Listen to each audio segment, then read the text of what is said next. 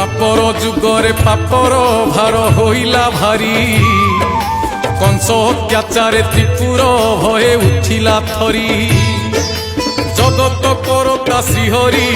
शुणिले देवंक गुहारी प्रभु जनमिले मर्त्यरे कंस बंदीशाला रे से कथा बुझाई कहूची शुण एक लयरे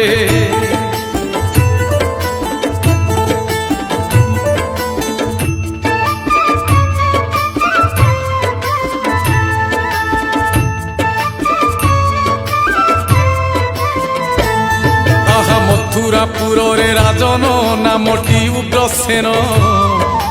देवकी तांकर दुहिता देवकी जे नंदन वसुदेवे करी बरण करदेले से कन्यादान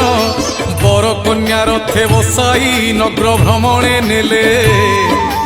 उग्रसेन सुत।